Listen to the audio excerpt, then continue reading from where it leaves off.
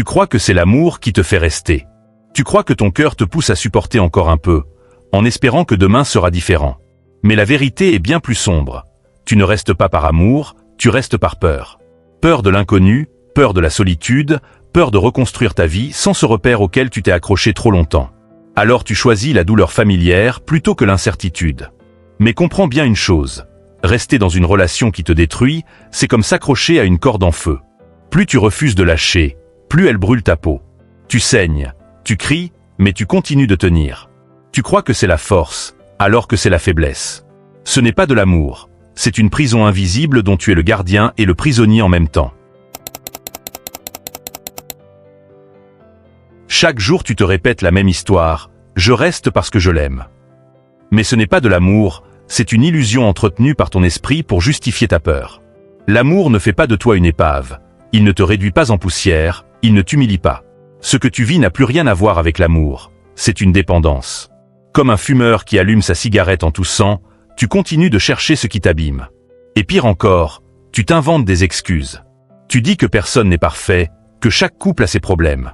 Tu compares ta souffrance à celle des autres pour te rassurer que ce que tu vis est normal. Mais ce n'est pas normal. C'est de l'autodestruction, maquillée en passion. Tu t'accroches à un cadavre en espérant qu'il revienne à la vie. Mais ce cadavre, c'est ta relation, et tu refuses d'admettre qu'elle est déjà morte. Tu ne comprends pas pourquoi tu n'arrives pas à partir? C'est parce que ton cerveau est piégé. Les psychologues appellent ça le renforcement intermittent. C'est le même mécanisme qui rend les gens accros aux jeux d'argent. Imagine un joueur devant une machine à sous. Il perd encore, mais parfois il gagne. Pas souvent, juste assez pour lui donner de l'espoir. Et cet espoir est plus puissant que toutes les défaites accumulées.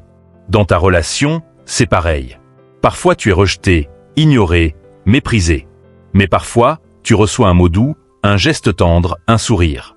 Et ce petit instant suffit à effacer des semaines de douleur. Tu deviens comme ce joueur qui met sa dernière pièce dans la machine, persuadé que le jackpot est pour bientôt. Mais la vérité, c'est que la machine est truquée. Tu ne gagnes jamais vraiment. Tout ce que tu fais, c'est t'enfoncer plus profondément dans la dépendance. Ce que tu appelles amour est en réalité une stratégie inconsciente.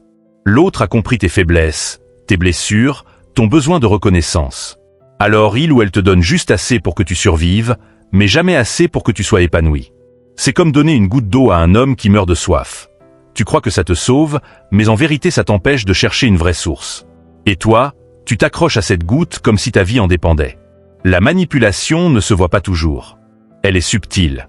Elle se cache dans le silence calculé, dans le retour soudain après une longue absence, dans ce « je t'aime » murmuré au moment où tu pensais enfin tourner la page. Tu deviens un pantin, tiré par des fils invisibles. Et ce qui est le plus cruel, c'est que tu crois toujours être libre.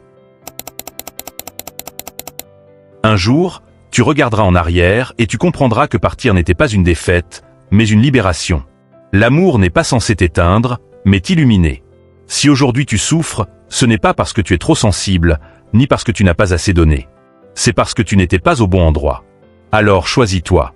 Ferme cette porte pour toujours. Marque une ligne rouge que plus personne ne pourra franchir. Tu n'as pas été créé pour ramper dans la poussière d'un amour toxique. Tu as été créé pour marcher debout, libre, avec la tête haute.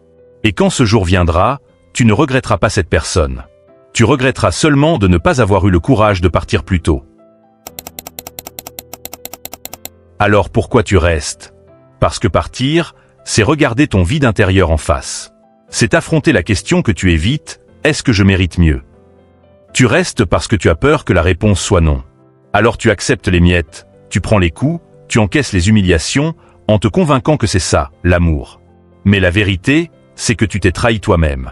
Tu as abandonné ton propre respect pour mendier de l'affection. Tu es devenu un esclave émotionnel. Et chaque jour où tu choisis de rester, tu renforces les chaînes qui t'enferment. Le pire, c'est que tu crois que tu n'as pas le choix.